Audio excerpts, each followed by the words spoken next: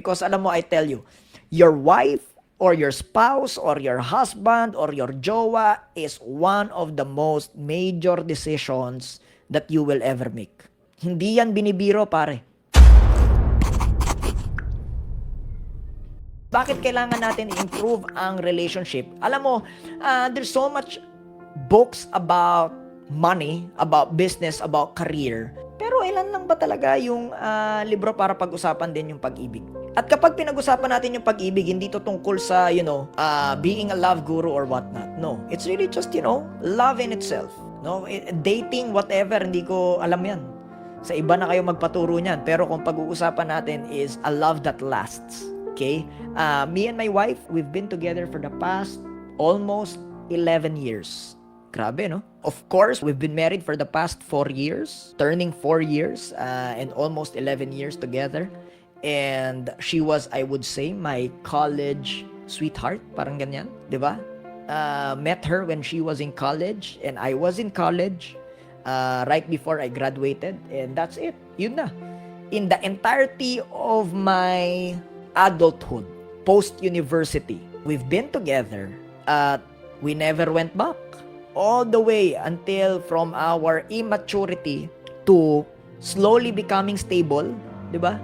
Tapos habang slowly becoming stable, napunta na doon sa getting married to now have a family with a very wonderful daughter. Okay, named Happy, kaya nga Happy yung nasa likod ko, di ba? Ngayon, kung single ka, maybe pwede mo tong mapag-aralan din. Oo, hindi lang naman to para sa mga may pamilya, para may relasyon, para sa mga magjowa, para sa mga mag-asawa. Kung single ka, katulad ng mga nasa ating comment section na single, okay lang yun. Walang problema. Walang masama. Diba? Kasi maybe it's a good preparation that you have today before you can even enter into a committed relationship. Because alam mo, I tell you, your wife or your spouse or your husband or your jowa is one of the most major decisions that you will ever make. Hindi yan binibiro, pare. Ang relationship ay hindi kasama sa mga pwedeng itrip.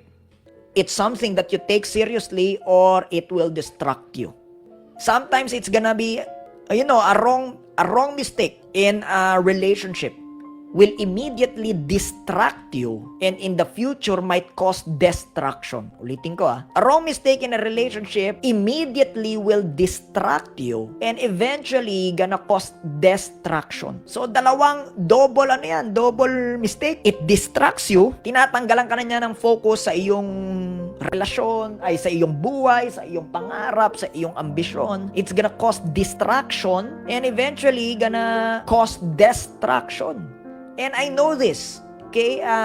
Not because I've been through a lot of mistakes, but because one of the things that I promised myself is not to make as much mistakes in this aspect of my life. Because sabi ko nga, it's gonna be one of the most major decisions that you'll ever have in your entire life. It's gonna make you or break you. It's gonna cause you to move forward or step backward. It's gonna cause you to succeed even further or take you away from your success. Kaya isa yan personally, allow me to share with you, isa yan sa mga sineryoso ko talaga sa buhay. And I prayed and I hoped that I'll be willing to win over it, diba? And masabi ko naman ngayon, kahit papano, it's not perfect, but I think it's in a way better place. No, we're married, okay, for 4 years already. I can relate to that. No, my wife and I has been together for the past 10 years. It's not as much as other couples. We're turning 11. We're married for the past 4 years, and totoo yung kasabihan. It's something that you choose every time. It's not something that you just, ang emosyon fleeting yan What's that one thing, what's the first thing that, sabi dito, may nagtanong, totoo bang nababawasan ng kilig? Yes. But, kaya mo siyang ulit i-relieve, di ba? Kaya nga, you gotta be intentional in relationships. You gotta be intentional in love. You gotta be intentional with your husband, with your wife, with your spouse, with your jowa. Because, yes, if you just allow it to fade, ang kilig na babawasan. But, you can relieve it. It's falling in love with the same person over and over again. Kaya nga ang ganda nung sinabi kanina sa comment section, it's choosing each other. Okay? And you gotta be intentional about it. And how will you do it? Number one, this is the first thing, no, that can improve couples and relationships. Number one is what we call radical honesty. Ano yung radical honesty? It's being able to communicate what you want, what makes you happy, what makes you sad, what makes you hurt, what makes you... You gotta communicate it. Hindi, alam mo, ang tao, hindi niya kaya mag-mind read. And maybe some of you can actually relate with me on that, na para bang paminsan ginagawa nating mind reader yung ating mga ka-couple or ka-relationship. And maybe that's the reason why there has been a lot of misunderstanding and miscommunication kasi ginagawa nating mind reading eh. So my suggestion, you gotta do it gently.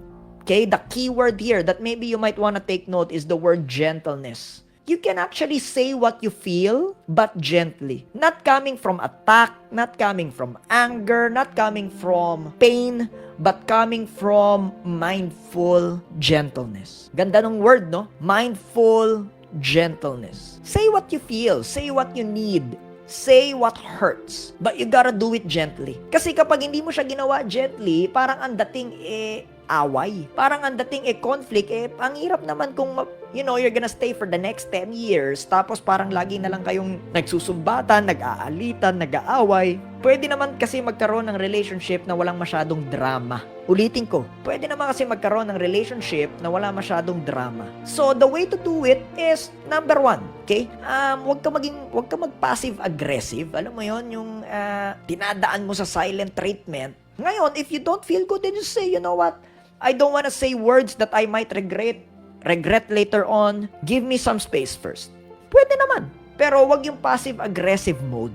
And ito don't bottle it up. And then explode 6 months from now. Kakampi mo yan. Kaya mo yan minahal, kaya ka minahal niyan, kaya mo yan naging inner relationship is because kakampi mo yan dapat. So wag na yung pati ba naman dito, laban pa rin. Wag naman yung pati ba naman sa relationship, conflict pa rin. Okay? So, number one really is radical honesty. Sabi sa isang comment, we don't allow it to fade, yung kilig. Pero, we get tired and exhausted to vocalize. Because relationship isn't supposed to be another war. Ang dami na nating gera sa labas, ang dami na nating gera sa trabaho, sa negosyo, at kung saan man. Hindi ba dapat pag uwi natin ng bahay, that's where we can actually find solace and peace? So, yes, kilig might fade away, but you gotta choose each other every day, communicate, don't bottle up your pain, because masasaktan ka talaga, ganun talaga yun. Tao tayo eh. So the question isn't about avoiding things. The question is about what now? What now? Pinili mo yan eh. Sabi nung isang comment, kilig is possible only during pre-stages of life and once it reaches edge should be automatic. Hindi ko siya na-get, sorry. Binasa ko lang siya. Commitment is your key, not just kilig. You can do it both. Sabi ko nga, kilig will fade. But you can relive it again and again and again and again. It's about falling in love with the same person multiple times over. Hindi ba maganda yun? And sometimes, let's not be pessimistic about it, di ba? Kaya nga importante na maging matured kayo pareho. And how do you do it? Number one is radical honesty. Number two, shared vision is key. Ano yung shared vision? Ito yung dapat may pangarap kayo together. Ito yung being able to be with one another. Is it about building memories together? What memories do you want to build? What memories do you want to put in your head? Hindi naman kailangan mahal. Hindi kailangan expensive. Pero kailangan intentional. Pwedeng mamundok lang. O kaya, camping. Diba? O kaya tambay. Most important is you build memories and you do it together.